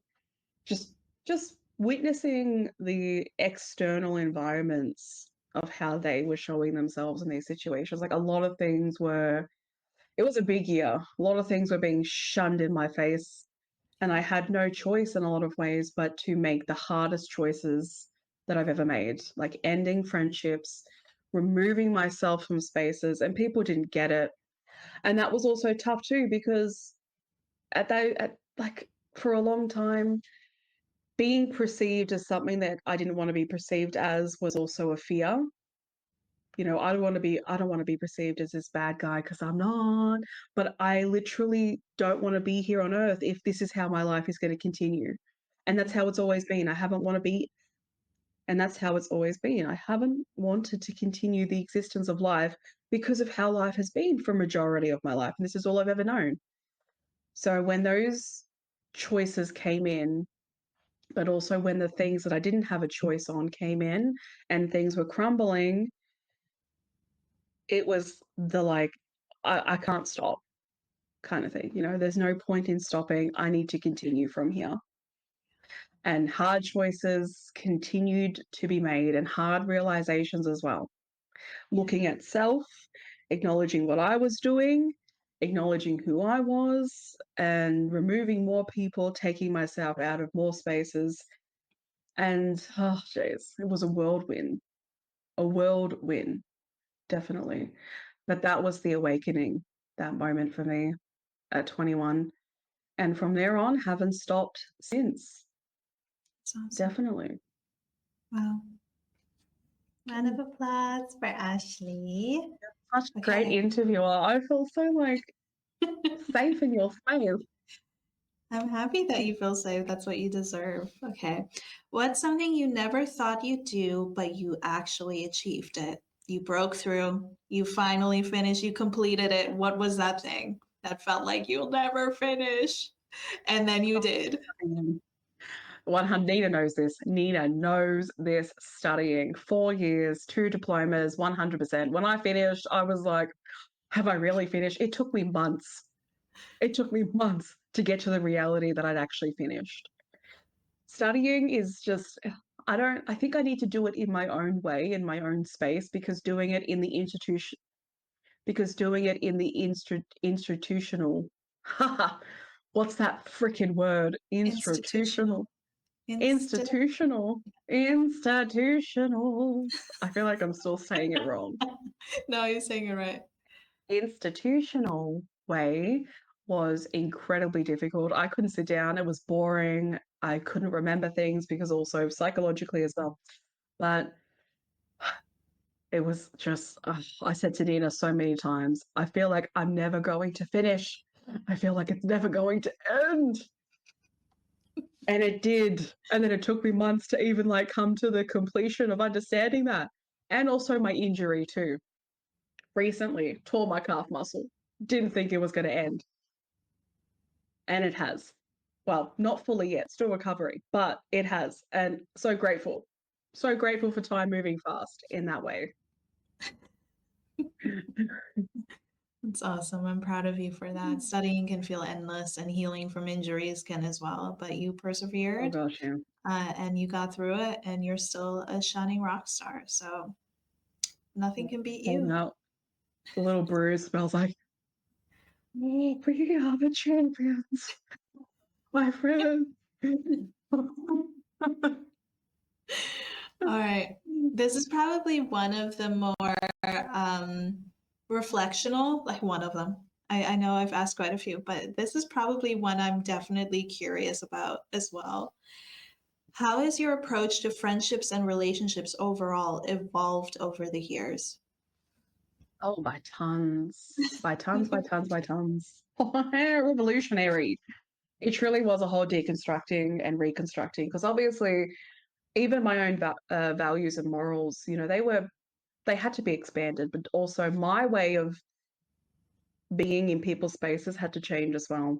I was definitely in the line of like a lot of people, like with gossiping and, you know, having moments of bitching. So I had to really deconstruct that and, you know, take that out of the process of building foundations. But it's literally about safe spaces, and it's about validation, and it's about human. Too many spaces, I think, mostly do not validate the human experience, however that shows up. That's probably the top for me, is being around people that ignore your reality because they've never been through it before, because they've never heard of it before, and they don't want to actually take the time to hear it, to understand it, to learn about it, to even do any research on it. Really, they hear that you have a diagnosis, and they continue to be shocked at how you respond to things through that diagnosis. So like, you got triggered because of that? Yeah. I just chose to. I just woke up one day and I just chose to be triggered by this stuff. I had to have a sarcastic approach to it sometimes, because it's just, yeah, what we were talking about before, Nina. Um, so obviously this is a big topic, but I'll just shorten it to, that's probably the thing, Mm. is how much you can see, hear, and validate human. And if you're willing to expand your understanding of that and have more growth within that, and you're not asking for someone to climb a mountain, it's not that, but openness, open to hearing and learning and seeing. You don't have to understand, but you can hold space. You definitely can. So it has shifted majorly, and I definitely am so grateful for that, because we all know what it's like to be invalidated, and my space is not open to people who don't want to try. I'm Mm. not asking for a lot. And same for that person too. It's not a lot to try for the human being that is existing right there for their life, really. You're doing it for them and their life as well as they're doing it for you. And when you care about people, we might be busy in our own personal lives, but it's still the point of trying for the people we love and care about. So I do hold that in high regard.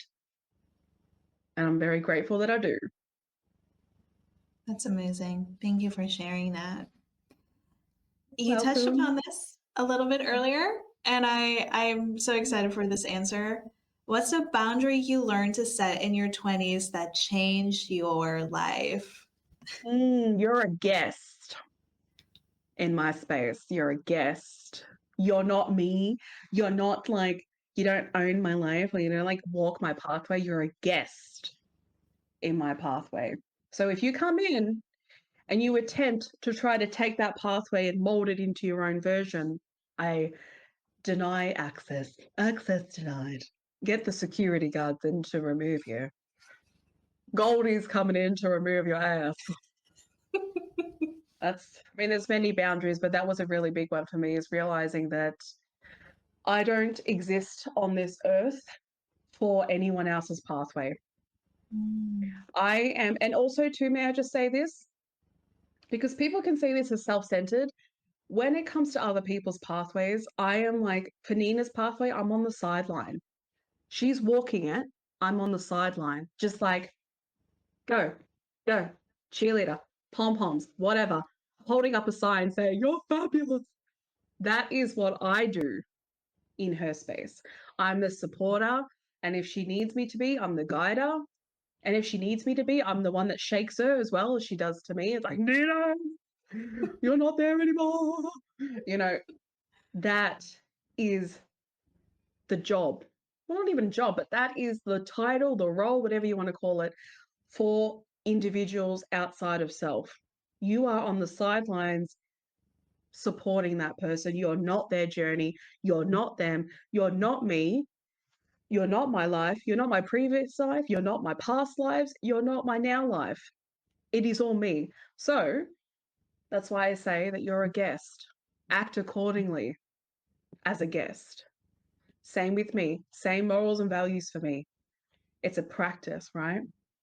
But yeah, I don't like control, and I don't like people exerting themselves and just shoving themselves in my way for their own fulfillment.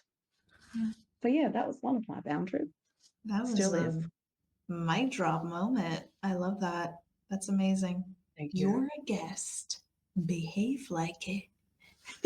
behave accordingly. I've recently told someone in the comment section on YouTube who got a little too comfortable that when you come in with better manners, then the door opens for you. But if you're not going to come in, if you're not going to come in with respect for the human beings that you're heading in, like the space that you're coming into, you don't get a door open. You're not allowed. You're denied. Access denied. Your card's not working. You go to front desk and they say it's been denied. You have to give your card back. That's the situation. I take it very seriously online as well. You're a guest. You're welcome unless you have bad manners and you're disrespectful and you're violating the people's spaces. Then no, go do it to your own because it's your choice. Yeah. You don't need to do it to your own, by the way. But anyway. Can I just say that just watching you and how sturdy and centered you are within that realization like gave me like butterflies, and I know butterflies are now considered to be like a negative. Let me say it like this: you made me swoon for your growth and social justice and how people treat you in life, because you do deserve respect and so does everybody. And I'm so proud of you for getting to this point where you feel so certain of that fact for yourself and what you deserve, because you don't deserve less. You deserve My more. friend. So yeah. Thank you, my friend. Thank Another you. round And of just before applause. you continue, I because I came across a video on TikTok, I really want to reillustrate this, reiterate it, right? Because there was recently someone talking about boundaries and why they set them and their past history, sort of in means of this is why this is happening, right? And I just want to say, for people that are in this circumstance of not seeing life as living and then coming to a point of seeing so and then setting those boundaries, when you have experienced a life of free movement into your space and free access to your space, you will see why people have needed to set these really stern boundaries. You will see why people are as strict as they are with nah, nah, nah, nah, nah, nah. You either respect these boundaries as I respect yours, or don't even bother. And I definitely want to speak about that on an episode one day because people have definitely seen me as, oh, you've got some pretty high values and morals. Why do you have to act like that towards people? Because too many people have had access to a space that wasn't theirs. It Yeah. was never theirs. And they've tried to act like it was theirs. And they've tried to convince me, which they did, that it was theirs. Mm. And when your life is not your own and it's been everyone else's, you will do what you can to protect your own space, including being online. People feel too free to have access to you in every means possible. That's why they're angry at Chapel Rowan for setting boundaries, because they want access to her space and for her not to say anything to it because she's a celebrity. I just had to add that in there too. You don't get to. Making me swoon and drop my mic. See, my Okay. Ashley's dropping mics, but instead of her own, she's dropping mine with her wisdom. Oh, that's I just had to add amazing. that in there. I'm proud of you. Okay. How do you define happiness now compared to when you were younger? You know what I go for? I go for groundedness. I go for like an inner calmness, not so much happiness. I mean, happiness is, it has so many different meanings to it, but I definitely go more by this feeling of safety, this feeling of groundedness, this feeling of Mhm. calmness. That is what I strive for, Mm. especially in not just my personal space, but externally as well, sort of remaining in that space as I pass through. And that's happiness for me because I feel grounded to the earth. I feel like my feet are on the ground and no matter what I do, it's just I don't feel like some attachment or overdrive towards it. It's kind of like you take a step and your feet are still on the ground. You're taking a step and it's like no matter what happens, like I'm fine. Yeah, Totally fine. That is what I continue to practice and strive for. yeah, It's a joyous feeling. that's beautiful. Okay. What is something now that you desire for yourself that you never thought you'd want or like? Mm. Oh, geez. I honestly just I, oh, I just desire to literally be a jack of all trades and just live life flowing through whatever that means Yeah, entirely. that's amazing. Literally. I want to live in a different country, maybe, I don't want to be secluded here. I can't be situated. And I actually never thought I'd leave here. Let me just actually say that as one. I never thought that I would want, like, that I would have the opportunity to leave here or be in a space where I can validate that. But I definitely see it. It's scary, but I see it and I feel it and I definitely am going for it. And it's such a good feeling You can do to anything. leave. Yeah, definitely. Someone's going to call me tomorrow and ask if I want a plane trip to somewhere else. And I'll be like, yes, I'll take it. They are doing those €1 houses in Italy again. That whole promotion thing. I know what you're talking about. Yeah. Apparently, there's some little terms and conditions, and including what the town is like and what's on Okay. offer there. So, including, I think, what you're allowed to do and what you're not Mm, allowed to do. So, there's always going to be some little terms and yeah. conditions in those deals, and I just don't think I trust it. I Okay. don't like being attached to something that seems great, but also is very controlling on Yeah. what you do with that prize. It's like receiving a prize and then being like, but you can only spend it on this and you can only do that. And we'll be Right. monitoring what you do with it. Yeah. I would be like, no, keep the money. Yeah. You keep it. Yeah. 100%. But you can absolutely achieve everything and anything you set your mind to. You do have the passion and the power and the insight and everything you need. You got it all in you. And I'm proud of you. And I'm so happy to continue to be a part of, like the cheer journey on the sidelines and watch you grow as you are. But we're now down to our final three questions, guys. So 28. What's a personality trait that has evolved the most in you over the years?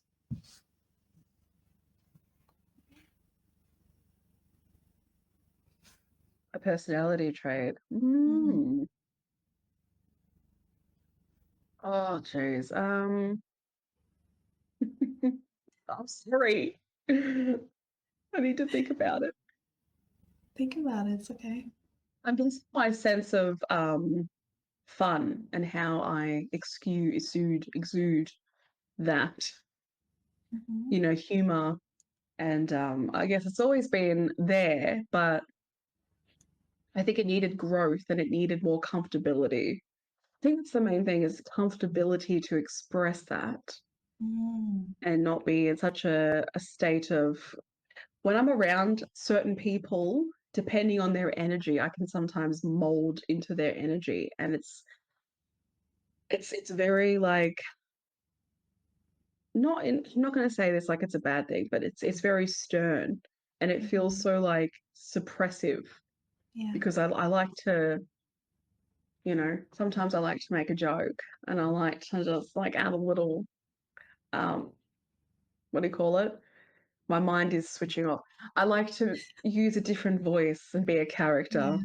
Yeah. Yeah, I think that personality trait has evolved through the Mhm. years in finding comfortability with being Gollum Yeah. and not associating it with sort of ugly or anything like that. Like dressing Mhm. up Mhm. funny, we Yeah. always had to go as women for like the pretty and everything. Well, I Yeah. just wanted to be a banana and I just wanted to be like a zombie and be like, oh, like dripping with Yeah. whatever, you know? I used to care a little bit about all that, but now mhm, Good on I you. will happily be a rotten mango. That's good. Don't know if that exists though for the Halloween episode, so don't expect that. Don't use it against me. Don't you dare. I love that. And I love that for you because, yes, self expression is so important and it's part of who we are as people. So the fact that you've grown in that is amazing. I'm proud of you. Okay. Then Oh, this is going to be a deeper question, the final one for the deep ones. And then we're going to end with a fun one.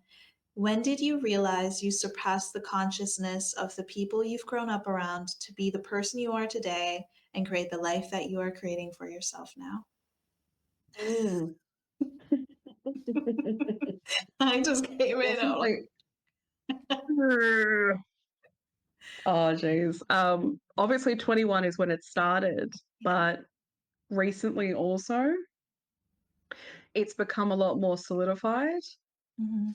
in knowing that they're just not spaces that I want to be in. At least not a lot, because clearly people are not open to anything else but their own version of space and Yeah. not open to anyone else's, or to even allow that in and find some kind of validation for it, as you know, people validate their spaces. So just recently too, as I said, this pathway can, like, I can be talking about what happened at 21 and that can come out again in the next few years. Like, you just never know. Yeah. You never know. Obviously in a different way, because there's expansion and growth, but it ain't linear. How sick of you? How sick are you of hearing that? They'll probably get used to it, I'd say. That's But does amazing. that answer the question? I Yes. could, like, Yes. Yeah. thank you, interviewer. Answer. You're welcome. And then for year 29, my friend, what's one thing you want to manifest for this new year of your life? If you can think of anything. I know this is like Oh, a drop of a dime kind of question.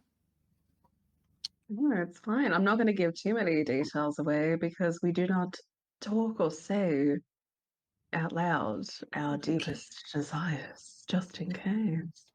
But I definitely want to move. I want to think about relocating, Mhm. hopefully. If it doesn't happen this year, I have to find acceptance for it. But because obviously I can't control what happens, but essentially I would like relocation, or for Nina to come here, and just expansion of relocation, just something that moves physically. So that's one of my manifestations, is to continue to do what I need to do to have that reality moment of relocation. Love Definitely. that. But no other secrets shall be told. We shall see what Yes. happens. Yes. They're for you. And as long as you know, as long as you're figuring it out, that's all that matters. But to close this off, you guys, I do have a final surprise for you, my friend. Oh, Um, I love I surprises. hope it goes well. As Ashley has mentioned before, I have sent her like a gift that is on its way to you right now and hopefully will arrive safely. Australia Post, please take care of the Going gift. around. They threw around the last present, so Yes. hopefully this one they're not playing AFL with it. I know AFL season has started, but that doesn't mean that you use the parcels as the ball. Oh, yeah, but this one I wanted to give to you. It might be cringe, but you'll have to sit with it and live with it. I don't care. The same with you guys, audience. But you have said that you, actually, let me look it up real quick, that you like me singing. So I thought, I asked Ashley before we came on today, what's your favorite song? And she never really answered that question. So I will pick a song to sing for her. Um, And she said before in a prior episode that she really likes like the old timey voice, like if it were like in black and white in a movie and stuff. And there's one particular song that feels like you. Because it's very comforting and it's very calming, and it's by November Ultra, who blew up on TikTok. So shout out to you, girl. So let Hmm. me prepare. Oh my gosh. Maybe we'll edit this part out. Maybe we'll keep it in. Surprise, surprise. We'll keep it in for Okay. her talent. Every now and then, come and take my hand. For every little lie you tell so you can hide will grow inside your chest. Your heart will need to rest. So come into my arms. Happy birthday, Ashley. I love you. Thank you. That was so beautiful. Thank you. We're going to edit the parts out where I messed up the song, but thank you, Ashley, for being a great actress. I love you. When I heard the whole, like, oh my gosh, that was beautiful. Thank you. You're beautiful. Thank you for your gift, for doing this podcast with me, for letting the world know of you and your beauty and everything you have to offer and everything you will continue to do. You're an amazing friend. You're an amazing woman. You're an amazing everything in the whole entire universe. And you're going to do so, so much the more you continue to just hone in on who you are and everything you want, and you're deserving of it. Take up space, be loud and proud, and just be you, because that's more than enough. And I love you. And for anybody watching, you're more than welcome. And for anybody watching, send our lovely Ashley some happy birthday messages. Let's party and have a great time. Yes, and happy birthday to all those who also have a birthday today. Yes. Happy birthday to you all as well. I hope you enjoy your day. Mm-hmm. Thank you, Bye-bye. my friend. You're more Bye, than welcome. everyone. She'll get Bye. the thank yous after this. Bye. Thank you very much.